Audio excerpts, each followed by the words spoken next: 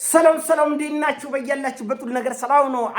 አሽና አዲያላችሁ ሞኝላችሁ በስጭ ስትጎንደሉ ማዳችሁ ላይክ እና ሼር ያደረጋችሁ አሳውቻችሁ ለብዙዎች አካፍሉ። ለዚህም ከልብ አመሰግናችኋለሁ። ዛሬ ሚዛናችን ይዘላችሁ የመጣ ነው እንግዲህ ዓለምን ሁሉ ያስደነገጠውና ልብ የሚሰብረውን አሳዛኝ ሰበር ዜና ነው። የኢራኑ መንፈሳዊ መሪ አያቶላህ አሊ ኻሜኒ በትናንትናው ዕለት በእስራኤልና በአሜሪካ የተቀናጀ ጥቃት ተገድለዋል። ይሄ እጅግ በጣም የሚያስደነግጥ ነው። እንኳን ኢራኖችን እንኳን ሌላውን ዓለም ቀርቶ እስራኤሎችንና አሜሪካኖችን በከፍተኛ ሁኔታ ያስደነገጠ ነው። የገደሉ እነሱ ናቸው፣ ጥቃት ያደረሱ እነሱ ናቸው። ይሄን ተከትሎ የኢራኑ አብዮታዊ ዘብ አይአርጂሲ ምን አይነት የአጸፋ ጥቃት እንደሚያመጣ ምን አይነት በቀል ሊበቀል እንደሚችል መገመት ስለማይቻል ያስፈራል፣ ያስደነግጣል። አንዳንድ ጠላት የምትለውን ሰው ከገደልክ በኋላ እኮ መልሰህ ትደነግጣለህ፣ መልሰህ መግቢያ ታጣለህ። ምክንያቱም በቀሉ ምንድን ነው? ለምሳሌ ዝም ብለህ በሰፈር ጸብ እንኳን የሆነ ሰው ሄደህ ብትገለው መልሰህ ትደነግጣለህ፣ ትንቆጠቀጣለህ። ምናልባት ሽንትም ሊያመልጥ ይችላል። ምክንያቱም የገደልከው ሰው ምን አይነት ቤተሰብ አለው፣ ምን አይነት ወገኖች አለው የሚለውን ካሰብኩ በኋላ ትንቆጠቀጣለህ፣ ትደነግጣለህ፣ ትፈራለህ። ይህ ድርጊት ራስ አሜሪካና እስራኤሎችን በከፍተኛ ሁኔታ የሚያንቀጠቅጥ የሚያስደነግጥ ነው። እኚህ ሰውዬ 80-90 ዓመት ሽማግሌ ናቸው። ሞቱም አልሞቱም የተለየ ነገር የለም። እድሜ ራሱ የሰው ልጅ ይገላል። በጀግንነት በጀብዱ 40 ዓመት 50 ዓመት የአሜሪካኖቹ ቅዠት ነበሩ። 40 ዓመት 50 ዓመት የእስራኤሉ ቅዠት ነበሩ። የመካከለኛው ምስራቅ እውነተኛ ንጉስ ነበሩ። ኢራን በዚህ ሁሉ ማዕቀብ ውስጥ ታላቅና ተፈሪ አገር እንድትሆን ያደረጉ ናቸው። ኢራን ምድርን የሚያንቀጠቅጡ የሱፐር ሶኒክ እና ቦሊስቲክ ሚሳኤሎች የክሩዝ ሚሳኤሎች ባለቤት ያደረጉ ናቸው። የብዙ የተራቀቁ ቴክኖሎጂ ባለቤት እንድትሆን ኢራን ክብሯን ጠብቃ በመላ ዓለም ስመ ገናና ያደረጉ ታላቅ መሪ ናቸው። ምናልባት ጥይት ባይገላቸውም እድሜ ሊገላቸው የሚችል ሽማግሌ ናቸው። እሳቸውም እንደሚሞቱ ስለሚያውቁ በእሳቸው ፈንታ 3 ልጆቻቸውን ተተኪ አድርገው ሾመዋል። በእርግጥ ይሄ የእሳቸው ሞት እጅግ በጣም አሜሪካኖችን አስደንግጧል። ከዚህ በኋላ የበቀሉ እርምጃ ምን ሊሆን እንደሚችል ያውቁታል። ብዙዎች አሁን ኢትዮጵያ እንኳን የኛ ነገር ዝም ነው። ለምን አሁን እዚህ ውስጥም ገብተህ ትፈተፍታለህ? መንደርቴ በጣም እኮ ነው የምናሳፍረው። መንደርቴ ከመንደርቴ ከእናታችሁ ጋር ጀበና ቡና እየጠጣችሁ የምታወሩት ወሬ ታሪክ አይደለም፣ እውቀት አይደለም፣ ፖለቲካ አይደለም። ይሄ የሃይማኖት ጦርነት አይደለም። ስንት አይነት ቆርቆንዳ እንዳለ እንደ ህዝብ ተሸክመን የምንረ ስንት አይነት ቆርቆንዳ። ይሄ የዓለምን ታሪክ የሚቀይር ያንተን እናት የሚያስርብ የኔን እናት የሚያስርብ የዓለምን ፖለቲካ የሚቀይር አደገኛ ዓለም አቀፋዊ ክስተት ነው። ይሄ ክስተት የሃይማኖት አይደለም። የእስልምናው መሪ የምትባለው ሳውዲ አረቢያ ከአሜሪካና እስራኤሎች ጋር እያሾረጎደችን ያለችው አሜሪካኖች ጋር ሳውዲዎች፣ ዮርዳኖሶች፣ ሊባኖሶች፣ አረብ ኤሚሬቶች አብዛኛው ታላላቅ ሀብታም የሚባል ሙስሊም አገሮች እያሾረጎዱ ነው ያሉት ከእስራኤልና ከአሜሪካ ጋር። ይሄ ጦርነት የሃይማኖት አይደለም። ቡቱቷሞች ማታውቁ ከሆነ ራሽያኖቹ ክርስቲያኖቹ ከእስራኤል ጋር ማነው ከኢራን ጋር አብረው ተሰልፈዋል። ቻይኖቹ ሙስሊም አይደሉም፣ ነገር ግን ከኢራን ጋር አብረው ተሰልፈዋል። ይሄ የዓለምን ታሪክ የሚቀይር ያንተን እናት የበለጠ ረሃብ የኔን እናት የበለጠ ረሃብ ላይ ሊከት የሚችል ሳይነኩን ሞት ውስጥ የሚከተን አደገኛ ክስተት ነው። ይሄን አብዛኛው ጅላፎ ኢትዮጵያ ውስጥ ያለ ፖለቲካ አቃል የሚል ቆርቆንዳ ሁሉ አያቆም። የሆነ ሆኖ አያቶላህ አሊ ኻሜኒ ሞቱም አልሞቱም ይሄን ጉዳይ አይለውጡም። 4 ነጥብ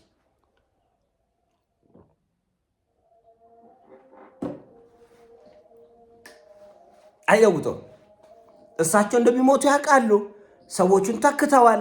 የተተኩት ሰዎችን ቢሞቱ ይሄ መካከለኛው ምስራቅ ወደ ደስታ ወደ ሰርግና ወደ ሰላም አይመለስም። ደን እኛ እንደ ጂኒየስ ፖለቲካውን እንደ ጂኒየስ እንደምንከታተል ሰውዬው ይገደላሉ፣ ብዙ ሰዎች ይሞታሉ ኢራን ውስጥ። ነገር ግን መካከለኛው ምስራቅ ያበቃል። እንደ ኢራን አትሸነፍም በፍጥነት በዚህ ፍጥነት ብትሸነፍ እንኳን በፕሮክሲ ውጊያ ቻይኖቹና ራሽያኖቹ ቀጠናውን ወደ ሲኦልነት መቀየራቸው የማይቀር ነው ብዬ ዶክመንት ተረጋግሬያለሁ። እና አንድ ሰው 50 ዓመት ነው አሜሪካን ያንቀጠቀጠ። ብዙ የአሜሪካ የደህንነት ሰዎች ኢራን ውስጥ አልቀዋል። ብዙ የእስራኤል የደህንነት ሰዎች እኛ አንድ ሰው እንዲሞቱ ሲባል አሉ የተባሉ የሞሳድ ሰላዮች በኢራን ምድር ላይ ሞተዋል፣ አልቀዋል። ይሄ ጦርነት ብዙ ዋጋ እንደሚያስከፍል ያውቁታል።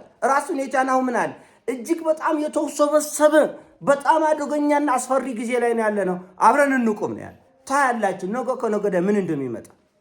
ወገን የሌለው ሰው ጀግና ቤተሰብ የሌለው ሰው መሪውን ብትገለው ምንም ማለት ላይሆን ይችላል። አድገኛ በቀለኛ ታሪክ ያለው ጀብደኛ ወገን ህዝብ ያለው ሰው ብትገለው ፍርሃቱ ላንተ ነው፣ ድንጋጤው ላንተ ነው፣ እዳ ፍዳው ላንተ ነው። ስለዚህ አሁን ዝም ብለህ እንደ ፊልሜን ጉዳይ ለመከታተል ያውቃል። ዝም ብላችሁ እዩት ምን አይነት ቀውስ እንደሚመጣ። የሆርሙዝ ተዘግቷል። የኩዌት አየር ማረፊያ ተቀጥቅጧል። የእስራኤል ዴቪድ ቤንጉሪዮን የሚባለው የአየር ማረፊያ ተቀጥቅጧል። አብዛኛው እስራኤሎች ከምድር በታች ወዳለ ቦታ ተሸሽገዋል። አብዛኛው ቀጠና ላይ ያለ ህዝብ በከፍተኛ ፍርሃትና ድንጋጤ ነው። ምናልባት በአንድ ሌሊት ቢሊየንስ ኦፍ ዶላርስ ኢኮኖሚያዊ ውድቀት እየመጣ ነው። በመላ ዓለም በሰዓታት ልዩነት ነው ቢሊየንስ ኦፍ ዶላርስ እየከሰረ ያለ። ስለዚህ እኚህ አንድ ሰው ናቸው። በ80 ዓመት በ90 ዓመት በጦርነት መሞታቸው የጀብዱ ታሪክ ጽፈዋል። የታላቅነት ታሪክ ጽፈዋል። ዓለም የማይረሳው ሰው ነው። እንደምታውቁት እኚህ ሰው ከ40 ዓመት በላይ ነው በአሜሪካ የተፈለጉት። ከ40 ዓመት በላይ ነው በእስራኤል የተፈለጉት። ነገር ግን ሊሳካ አልተቻለም። በስተመጨረሻ ቢሳካላቸውም ዋናን ዓላማ ግን አላሳካም። አሁን ለምሳሌ ይሄ ጦርነት መነሻው የመንግስት ለውጥ ነው የምንፈልግ ብሏል። መንፈሳዊ መሪ ተገለዋል። አሁን ጦርነቱ ይቆማል? አይቆምም። መሪ በመግደል እና የመንግስት ለውጥ በመፍጠር የሚቆም ጦርነት የለም። ጋዳፊ ለምሳሌ ጦርነቱ በተጀመረ በተወሰነ ቀናት ውስጥ ተገደለ። ሊቢያ ላይ የሚደረገው ርብርብ ቆመ ወይ? ሊቢያ ላይ የዘነበው እሳት ቆመ ወይ? አልቆመም። ለምን?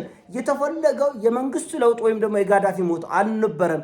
ሊቢያ ደቃ ሰው አልባ አገር ሆና ዘይቷ፣ ወርቋ፣ ነዳጃ በከፍተኛ ደረጃ ያለ ከልካይ ለመዝረፍ የተደረገ ጥረት ነው። እንደዚሁም የሳዳም ሁሴን የኢራቁ ሳዳም ሁሴን ጦርነቱ በተጀመረ በጥቂት ቀናት ውስጥ ነው የተገደለው። ነገር ግን ጦርነቱን አላቆመም አሜሪካኖቹ። ለምን? የተፈለገው ሳዳም ሁሴን መግደል ብቻ ወይም ደግሞ የመንግስት ለውጥ መፍጠር ብቻ አይደለም፣ ማድቀቅ ነው የተፈለገ። ማድቀቅ እንዳትነሳው ነው። ስለዚህ ጦርነቱ እንኳን የዛኔ አሁንም አልቆምም። ስለዚህ ኢራን ላይ ይሄ ጦርነት አይቆምም። ምንድነው ያሉት? ገና አሊ ሀሚኒ ከመገደላቸው ምንድነው ያሉት? ገና በሺዎች የሚቆጠሩ ይቀሩናል ያለ። ተመልከት እንግዲህ አንድ መንግስት ጠቅላይ ሚኒስትር፣ መንፈሳዊ መሪ፣ ፕሬዚዳንቱ ምናምን የተወሰነ ፓርላማ አባል ከመቶ ሰው በላይ ዋና የሚባል የለም፣ ግን በሺዎች የሚቆጠራል አለ። ስለዚህ የኢራን ሙሉ ንብረቷ ወደ እነሱ እጅ እስከሚገባ ድረስ እስክትንበረከክ ድረስ ሊቢያ እንደሆነችው የመን እንደሆነችው አፍጋኒስታን እንደሆነችው ካልሆነ በስተቀር የሚለቁ አይደሉም። እነሱ ይህን ስለሚያውቀው ኢራኖችን ምናልባት አንድ ጥይት እስከምትቀር ድረስ የሚፋለም ይሆናል። ይህ ጉዳይ ዋጋ የሚያስከፍል ዋጋ ያውቁታል። እነሱ እውነቱን ለመናገር ያውቁታል። እነሱ እፍረት ውርደት ይዘው እንደሚወጡ ከዚህ ጦርነት ያውቁታል። ወሎ አሜሪካኖች ጭምር ማለት እና እባካችሁ አንዳንድ ኢትዮጵያውያኖች እቃቃ ልግዛላችሁ፣ ዞር በሉ ከዚህ ጉዳይ አይመለከታችሁ። ስልጤ እንደዚህ ብሎ ስልጤ በዚህ ገብቶ ጭንቅላታቸው አብቅቷል እንዴ? በስብሳል እንዴ? ይህ ጦርነት እናንተ የምታውቁት የሰፈር አይነቱ አይደለም። ይህ የዓለምን ታሪክ ለመቀየር የሚደረግ ጀብዱ ነው። ይህ በሀያላኖቹ መካከል የሚደረግ ፍጥፍጥ ነው። ይህ የእናንተ ቃቃ ጨዋታ አይደለም። ወይ አረቂያችን ወይ ቡናችን ወይ እንትናችን ጫታችን ዞር በልና እዛ ሌላ ጭ ወይ ተጫወት የተጫወተ እውነት ግድ አይደለም። በአዋቂዎች መካከል በትልቅ ሰዎች መካከል የሚደረግ ክርክርም የሆነ ንግግርም ይሁን ግጥሚያም ይሁን ፍልሚያም ይሁን ጦርነትም ይሁን ልጆችን አይመለከቱም እና እቃቃችን ይዛችሁ ዞር በሉ። የዓለም እስልምና መሪያ ሳዑዲ አረቢያ ከእስራኤልና ከአሜሪካ ጎን ያለችው በጠላትነት ኢራንን ለዘመናት ይዛ የነበረችው አረቦች እዛ የምታያቸው ትልልቅ አረብ ሀገራት ኢራንን እንደዚህ ጠምደው ይዘዋል። ሁሉም ሙስሊሞች ናቸው። የሆነ ጦርነት የእስልምና አይደለም፣ ጦርነት የክርስትና አይደለም። እናንተ ከመንደርነት እስከማትወጡ ድረስ እኛ እናንተን የማስረዳት ግዴታ የለብንም እና ይህ ትልቅ መንፈሳዊ መሪ ነው። 40 ቀን ኢራን የሐዘን ቀን አውጃለች። በእውነቱ የእኚህ ሰው መሞት ከዚህ በፊት እንደነበረው እንደ ጋዳፊ ከዚህ በፊት እንደነበረው እንደ ሳዳም ሁሴን ከዚህ በፊት እንደነበረው እንደ ሌሎች መሪዎች አይደለም፣ ወይም ደግሞ ታንቆ ከሀገሩ እንደተባረረው እንደ ማድሮ አይደለም። ይሄ የዓለምን ታሪክ የሚቀይር የኢራኖችን ጀብደኝነት ዓለም የሚያይበት በጣም ብዙ ትሪሊየንስ ኦፍ ዶላርስ ኢኮኖሚያዊ ቀውስ የሚመጣበት አሳዛኝ ታሪክ ነው። ይሄ ሀሳብ ነው። ሀሳብ ሲሞቻችሁ ላይክ አርጎ ሼር አርጎ በያላችሁበት ይመቻችሁ። እንዳልኳችሁ ይህ ጦርነት በየሰዓቱ አዳዲስ ጉዳይ የሚፈጠርበት ስለሆነ ከተቻለ በሁለት ሰዓት አንድ ጊዜ አፕዴት አደርጋችኋለሁ። በጣም እውነት እንቅልፍ አጥተን ያደርንበት ምክንያቱም የታላቅ ህዝቦች ትልቅ ፈተና በመሆኑ ይህን የገጠማቸውን ተግዳሮት በምን መልኩ እንደሚወጡት ዓለም ሁሉ በጉጉት የሚጠብቀው ነው። ይህን ሀሳብ ነው። ላይክ እና ሼር ማድረግ አትርሱ። ወዳችኋለሁ። ፒስ